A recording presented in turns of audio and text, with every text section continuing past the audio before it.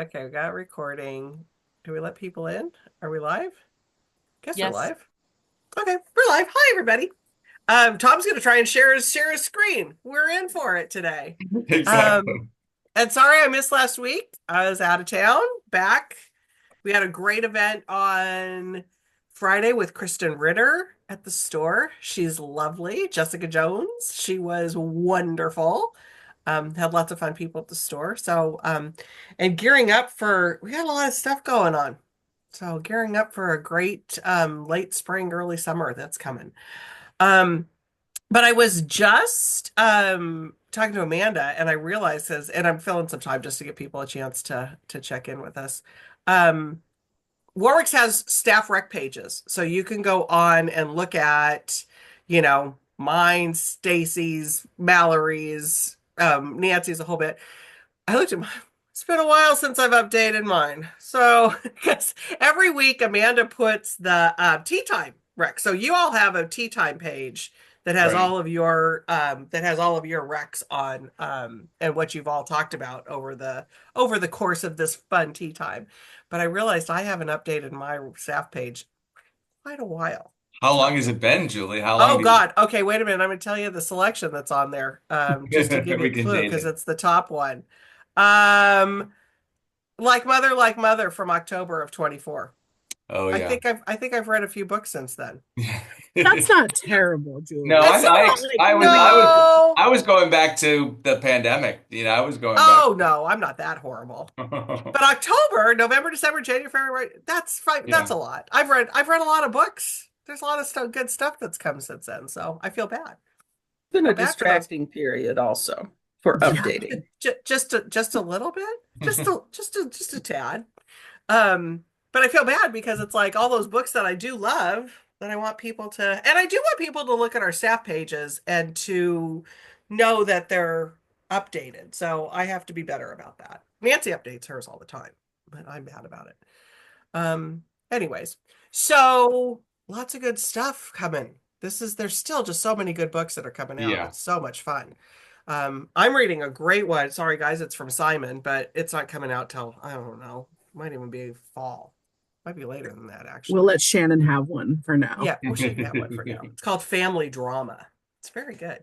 Good And title. it might even be it might be coming out next February. It might be a while now that I'm thinking about it. Anyways, Oh yeah, because you might even be reading books for next I February. think I think I am actually.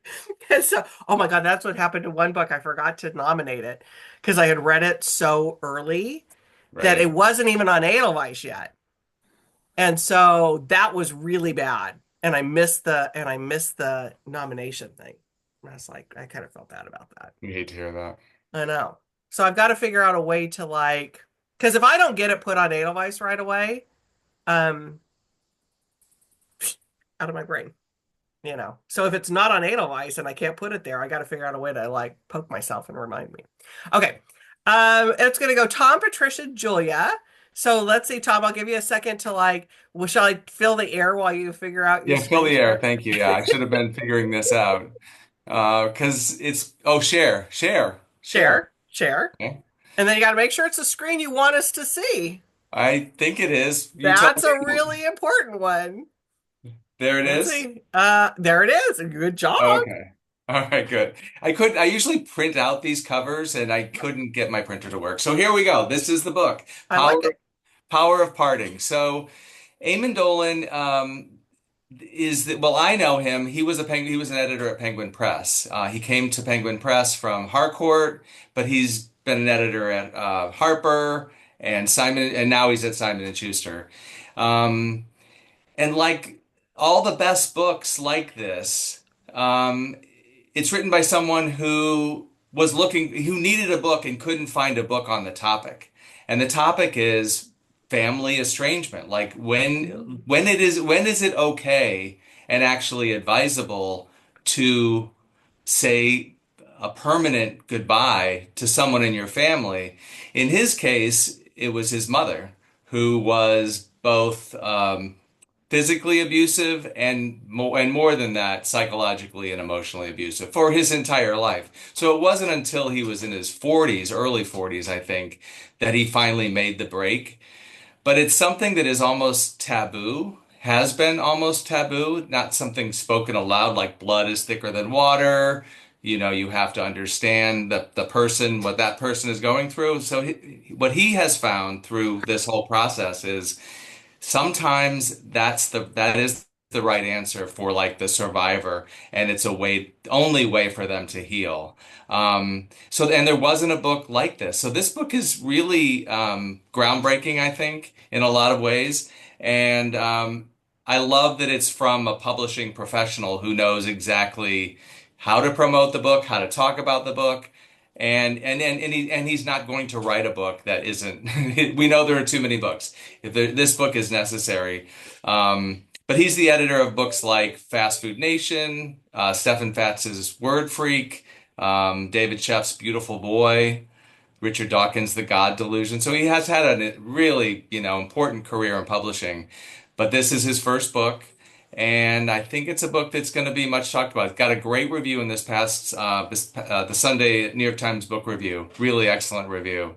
And it's a subject that I personally was not aware of this as a phenomenon, but I think it's much more widespread than I thought. So that's The Power of Parting, Eamon Dolan. Really good. You want me to help you get it off the screen? I'd like to figure it out, but yes, please help me. Okay. There we go. Thank you. It's up on the top. Okay. Go to the top and then you'll see where that's at. But anyways, back to this. Okay, so this is an interesting phenomenon though, because this is from the point of view of the person who is like a survivor of something. Yes, yes. Because I don't know if it's the same sort of thing, but there is actually a phenomenon of like adult children ghosting their parents too. And not But isn't that the same thing? kind of, I'm thinking, but I don't know Yeah. whether it's really just this, because I think that there's some that that may not just be like that's like not true trauma. You know what I mean? That's just Right, sort of right. like I think he would include, I mean, I think the book is both about his own, it's not just his own story, it's right. he's talked to a lot of other people. And I mean, I'm not 100% sure, but I think he might include people who have done that, who for Right. their own, not necessarily because they were abused, but because it's the best way forward for them. Yeah, because I Uh, think that there's a lot of on the other side of it, on the parent side of it, of like if there's not a community, it's like what I do, yeah, not right. know. And if it's not like a if it's Well, not and because I do have some friends who were like kind of they thought they were normal, and their adult children were just right. like, I think you're I kind of know. weird. I mean, it's so hard. It's so fraught. Yeah, And he does talk about, I mean, I think this can only come after a lot of attempts to right. heal with the person that it just fall on deaf ears Yes. and just don't go anywhere. Yeah. Interesting. Sounds like a good Yeah. book. Sounds like a really good book. And speaking of David Sheff, who he edited, he'll be at the store on Oh, tomorrow? No, Wednesday. oh, Tomorrow? Wednesday. Yeah. He's got a new book out called Yoko. Um, oh, I've been reading about that. I didn't put yeah. it Yeah. together. Right. Yeah, yeah, yeah. Yeah. So I thought which was super interesting. This is like he wrote Beautiful Boy and then he's got this coming. So be good conversation. All right, thanks, Tom. All right, Patricia, what do you got? Okay. Well, I have an exciting book I've been waiting for, and which is just shipping. This is Marta Sandweiss's book, Oh, The Girl in the Middle. This book is just extraordinarily powerful. It is a recovered history of the American West. Sandweiss is a historian of the West, but also a historian of photography in the West. And it's still astounding that we have a photographic record, for example, of the Civil War and this post-Civil War period. We're looking at a single photograph by Alexander Gardner. And as it happens from my years with Yale, I have a magnificent book, no longer in print, of Alexander Gardner. wow. And here is that photograph, just to give you a really great look at it. We're Wow. talking about a photograph of a disturbing power imbalance. 6 powerful generals surrounding a young girl. And Sandweiss's goal is to discover who she is. The book focuses on the 6 generals, and those include William Tecumseh Sherman and the terrifying William S. Harney, who was responsible for the Blue Creek massacre of Native Americans. We're in the postbellum violent period of expansion of the United States. Uh, and we are at a treaty negotiation in Fort Laramie in May of 1868 in the Dakota Territory. And the young girl is thought to be acting as a translator. Sandweiss identifies her as Sophia Musso, and she's a child whose life just has many threads touching out into this vast and complicated history.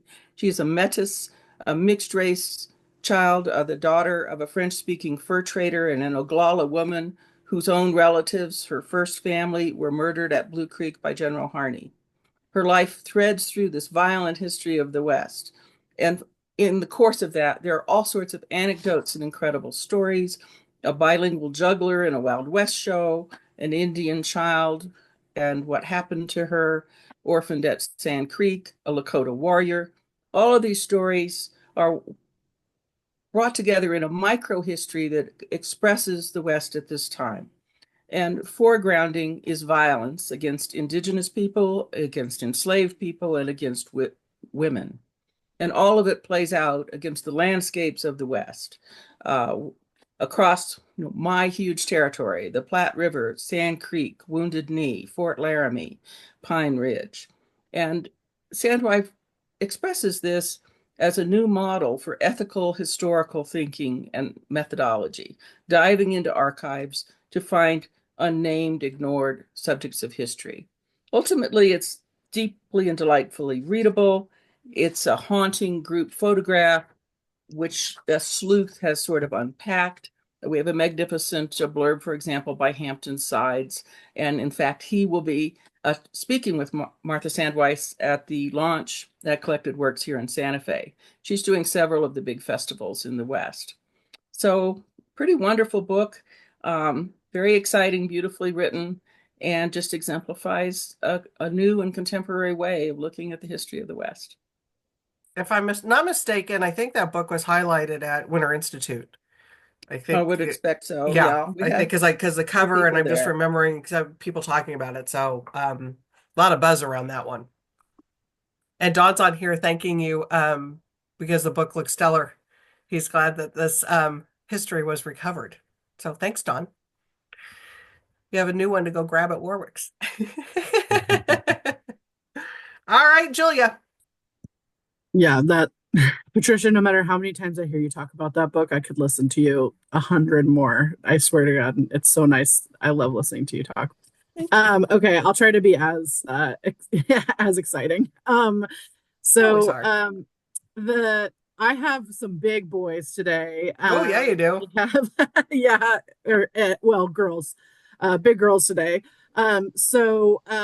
This is coming out tomorrow. This is Abby Jimenez's Say You'll Remember Me. Abby Jimenez, of course, the beloved #1 New York Times bestselling author. Her previous book was Just for the Summer, and this is Say You'll Remember Me. It's her first book in hardcover, so moving on up. This is Abby Jimenez is a beloved romance author. This one has a little bit, there's some like real deep emotion in this one, some serious moments, some moments of sort of life affirming and grief and also love, of course.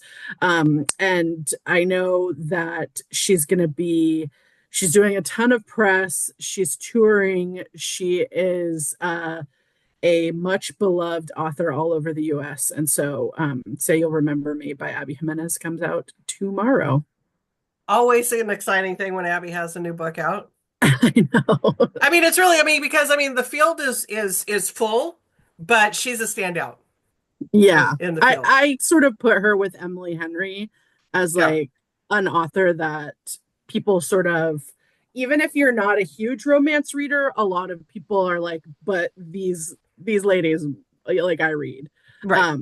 And so, it's really exciting. And like I said, it's her first book in hardcover, so she's thrilled about that. I bet. Yeah. I mean, that has to be for an author, just like, That's a big deal. I remember, Yeah. I think I remember when Susan Meisner, Tom, remember years ago when Susan Meisner finally went into hardcover. Yeah, She was right. always paperback original.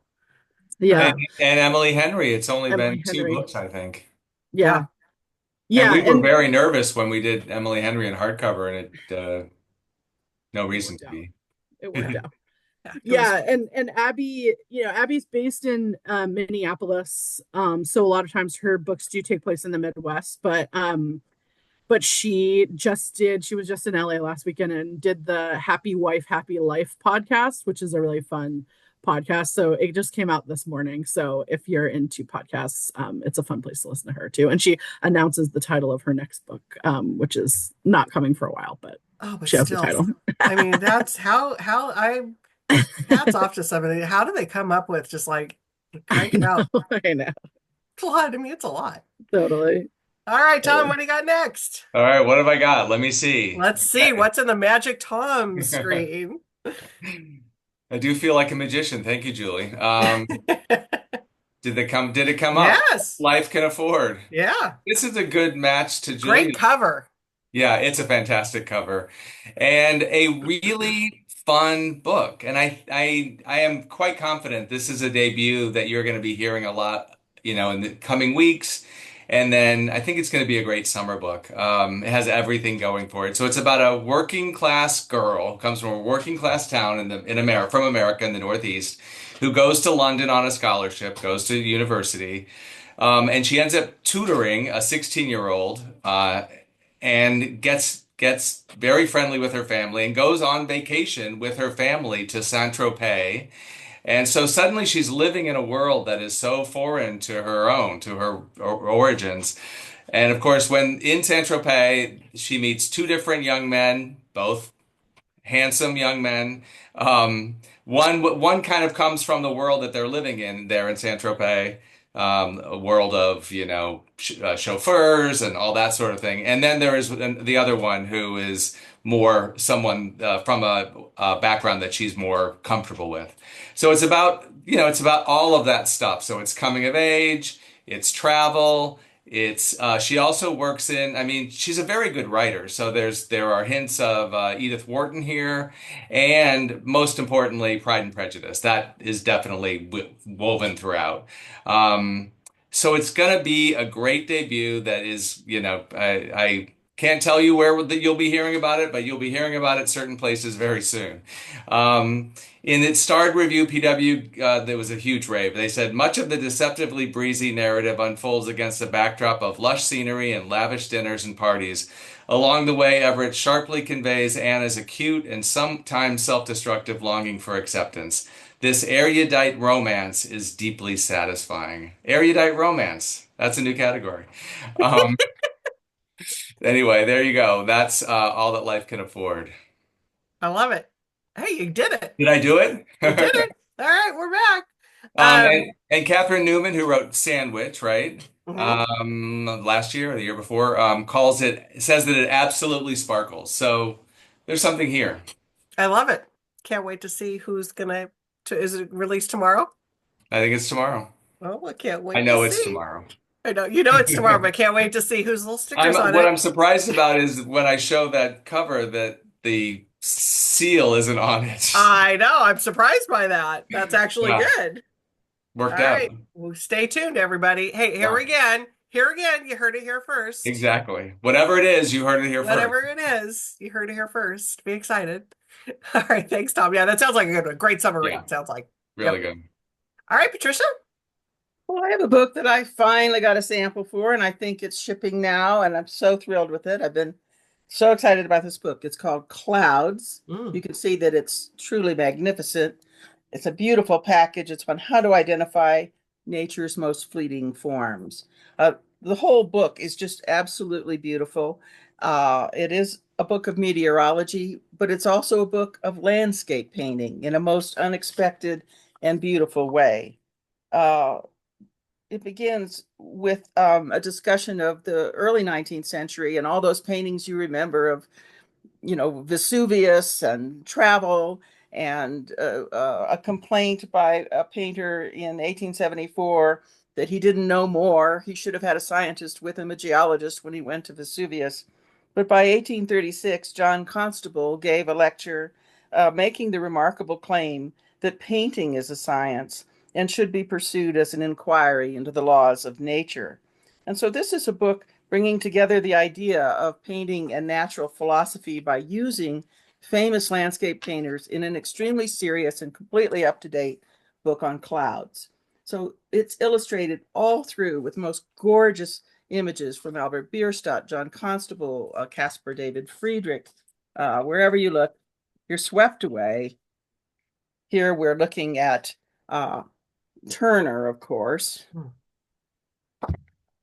And most delightfully, in a section on cumulus clouds, William Merritt Chase. The book is very serious about cloud formation and structure and all things cloud, all the classifications and varieties. It looks at haze and smog, at light and shade, at cloud symbols, sunbeams, and the naming of clouds, which of course we love: cumulus, cirrus, altostratus, nacreous, and noctilucent. The book reminds us that we understand clouds as they are at altitude. In fact, the cover has samples of different illustrators and at clouds, which they accurately painted at altitude.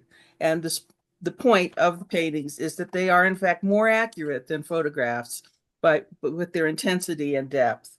One of the things I liked in here was the idea that there are still new clouds to be named. As late as 2017, at a presumably immense weather conference, new mother clouds were named. They include homogenitus, which is clouds caused by human activity, sort of the Anthropocene cloud. So we're talking about airplane contrails, for example, and things of that kind. The Sylvogenitus cloud, which is a forest cloud. There are little wisps of cloud in forests, and they're caused by the transpiration from leaves and pine needles. And my favorite, the Cataractogenitus, a fantastic cloud which is formed by the spume at waterfalls. So the book is an exciting science book. It's a beautiful, just a beautiful book to go through. It's handsomely made. And if it happens to remind you of something, it might be, for instance, absolutely wonderful book, Nature's Palette, which is still a bestseller. This is the same magnificent packager. This was a book on natural pigments. So this is a book to enjoy. I really think it's going to do well. It's hard to not pick this book up, and then you're quite surprised by the beauty. Beautiful. It's a gorgeous book. Oh my God. I think I need to buy that for my daughter-in-law. Yeah, Like, it's got I'm little making my list here. literary, little literary quotes all through it. And of course, Joni Mitchell. Well, there you go. That's the exclamation point there, right? Yeah. And Joni Mitchell. Oh my God, that book looks amazing. Thank you, Patricia. And Julia, Dee's on here. You're right about Patricia's presentations. I know. But I know. have to take a break before you start because I love Lori's comment here. She's reading both The Life Impossible by Matt Haig and North Woods by Daniel Mason. And she says, needless to say, your brain is upside down and sideways. Yes, those two books will do it to you. Exactly. I love North Woods. I still think that was such a great book. So another one of my top 10 favorites. So, all right, Julia, what do you got for us? Okay, my favorite cookbook of the season comes out tomorrow, and I am so excited about this one. It's called How to Cook All the Finest Things in the Sea by Ari Colander. So if you guys know restaurants in LA, Ari Colander is a big LA restaurateur.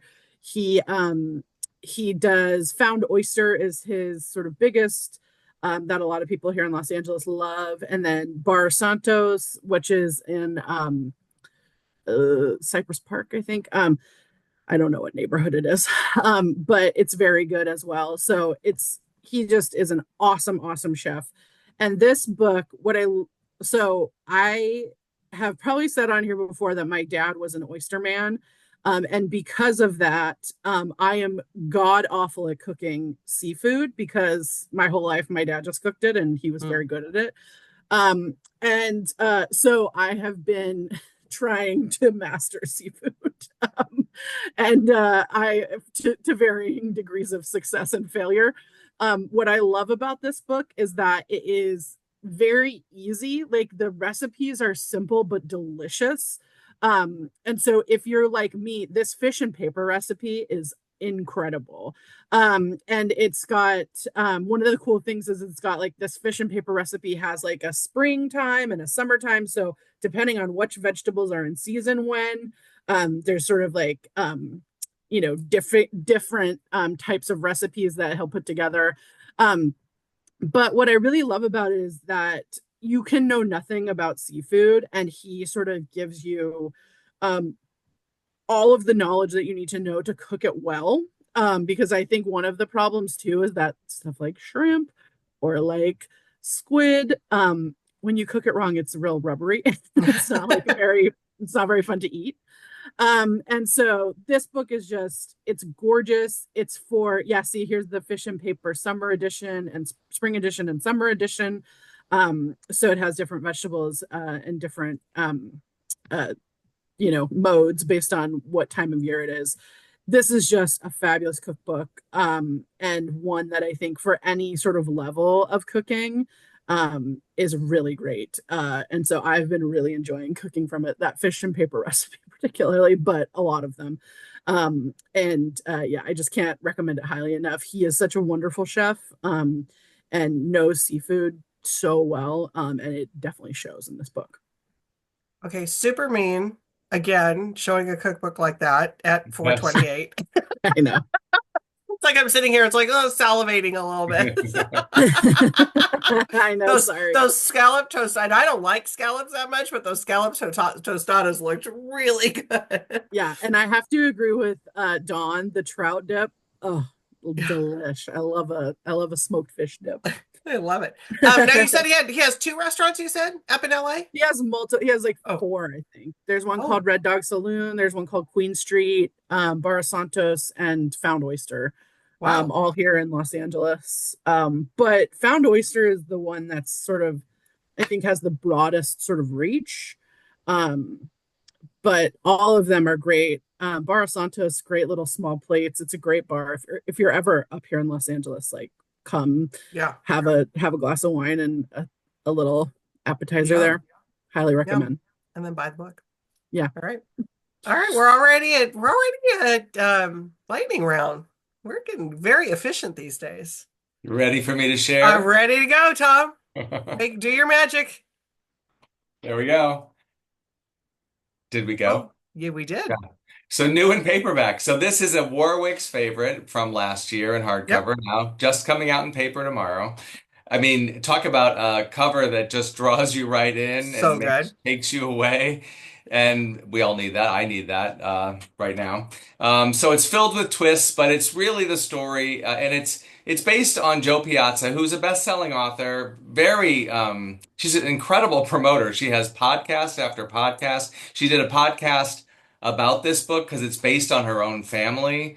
And so it takes the main character, who could be a stand-in for Jo, and she has heard that her great-grandmother, I think, great-great-grandmother in the early 1900s in Sicily, she was a mother at a very young age. She was a defender of women, and she was maybe murdered.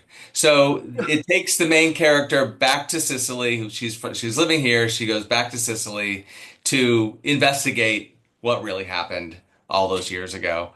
But the most important thing is that it's Sicily. The New York Times gave it a rave review. They said the money line was a journey to the boot of Italy with murder, romance, and ricotta. And then the reviewer says, Sicily shimmers off the page, utterly enticing, azure waters for swimming, hunky Italian chefs. Moments like this one that nearly made me drop a few $1,000 I do not have on plane and ferry tickets. This is the line. The cheesemonger asked both of us to open our mouths and close our eyes before placing velvety ricotta directly onto our tongues. So there you go. The Sicilian Inheritance. And then we'll have a new Joe Piazza, very different, but coming later in the summer. Yes, you will, and she will be at Warwick's on July 18th, as a matter of Excellent. fact. So Excellent. I think it's the 18th. Am I right, Amanda, on that? I think I'm right. Anyways, look in July. Yes, And, July and 18th. it and isn't she one of the great promoters of her Oh work? yeah. Oh yeah. She's got so much energy. No, she's fantastic. She does a great job to, put her in line with like Adriana Trigiani, who we love, Exactly. Yeah. you know, all that, and Lisa Scottolini. How do you say it? Is it Lisa Scottolini or Scottolini? Scotland. Scottolini? Oh, I've been Really? saying I thought we've been saying we publish her. I thought we've been saying Scottolini.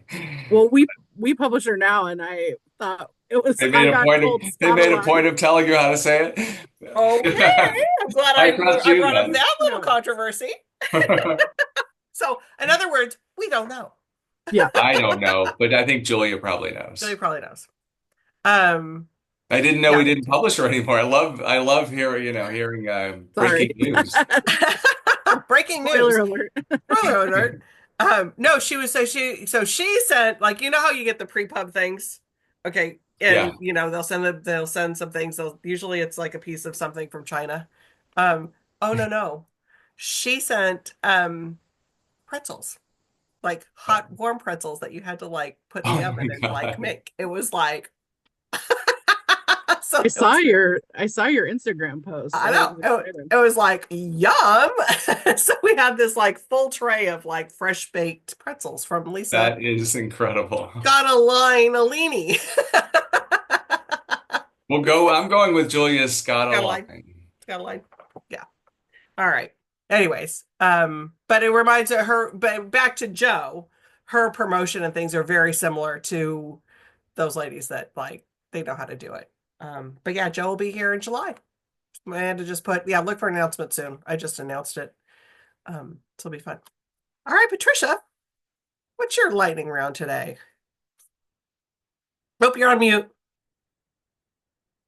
You're on mute.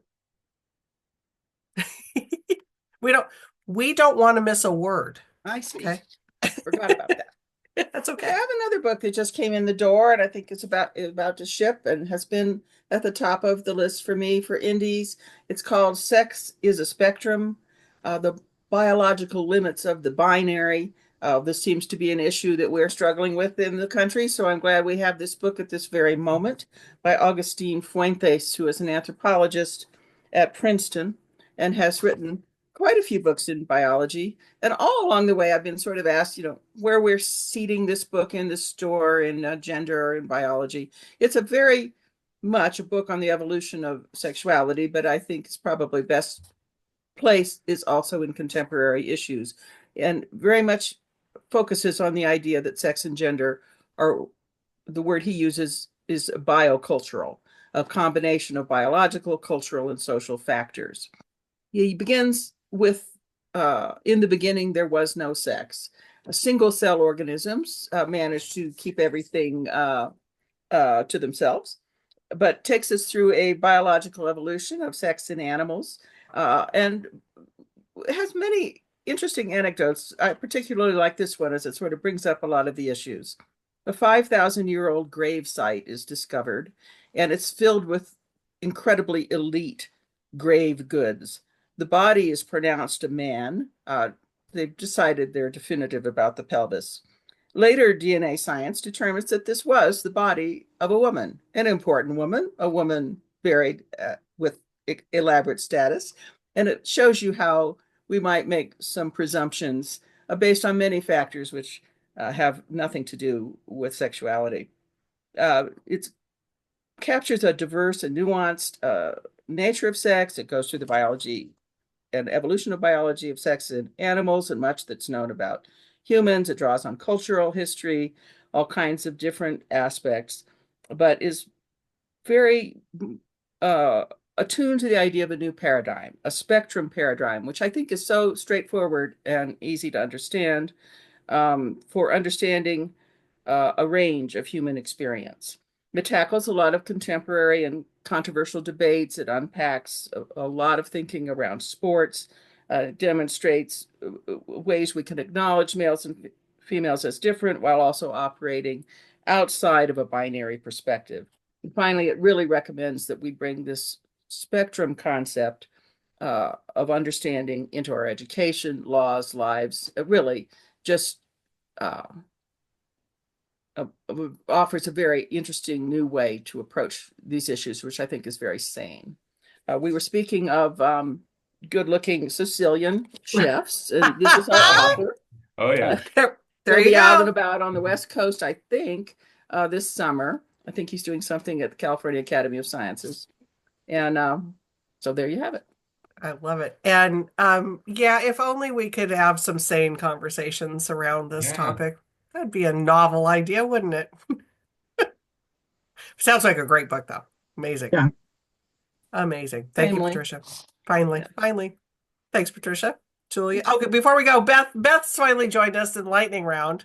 So she Yay. says, "Can we Let's start over. Yeah, let's rewind. You We'll do a virtual rewind for you. do a speed round, 3 speed rounds. Exactly. Good thing we record this, Beth. Good thing. Okay, Julia, what you got? Okay, my last book is my favorite children's book of the season. It's called Big Enough by Regina Link. And this, I cannot say enough about how beautiful this book is. The illustrations in it are absolutely stunning. It is the Chinese myth of the Oxherd boy. So it's a retelling of that myth, but these illustrations are just, I mean, absolutely gorgeous. My best friend has a 10-month-old, and I gave her my early copy of this, and her little boy demands to be read it every single night. It is one of his every night books. But I just can't say enough good about how lovely this book is, what a wonderful gift it is, how fun it is to read to kids. It is absolutely stunning. Sorry, Beautiful. It's beautiful. I never do this, but I wanted to sneak in just because it is Trans Day of Visibility. Oops. Yes. I wanted to sneak in this one other book too. And then we can talk about Big Enough, but it's called Before We Were Trans. Oh, yeah. And it's a history of sort of like a history of gender to sort of piggyback off of Patricia's book. And I just wanted to say it's Trans Day of Visibility. So I just wanted to throw this one out there as a good book to read on a day like today.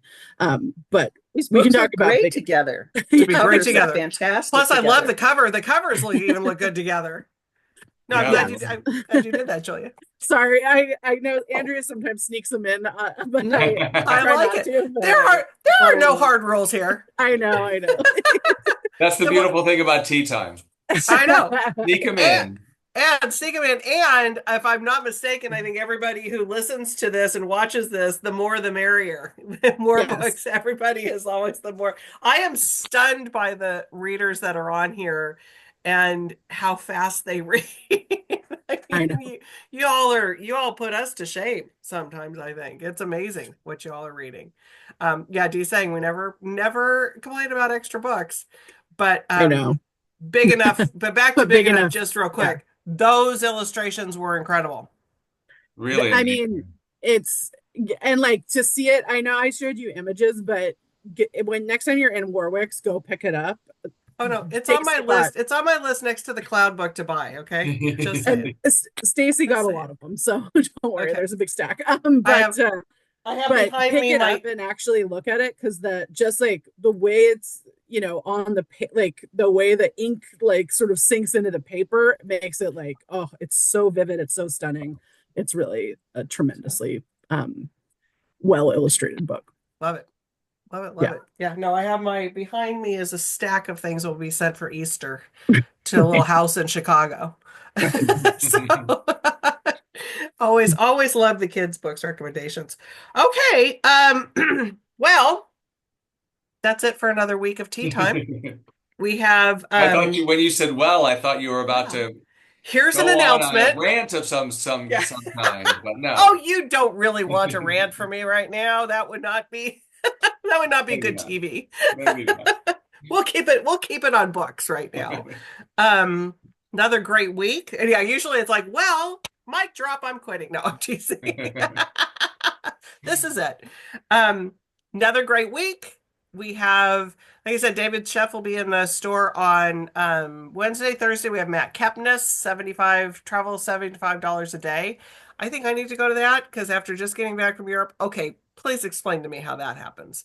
How does that Yeah, we'd all $75 like a to day? know. I saw that title. I am curious. Yeah. Yeah, it's like, okay, Matt, because he was here years ago with $50 a day, so inflation has gotten him a little bit, so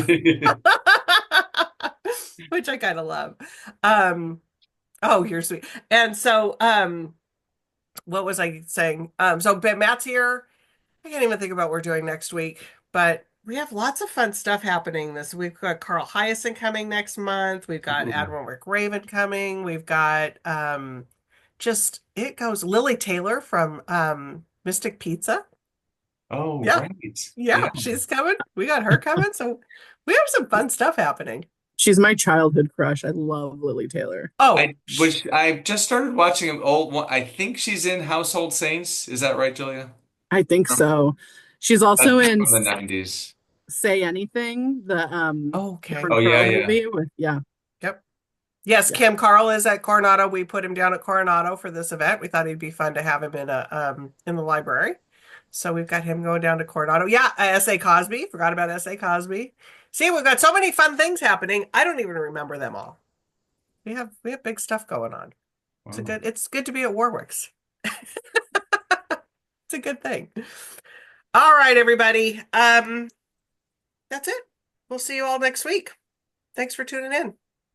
Thank you. Bye. Bye.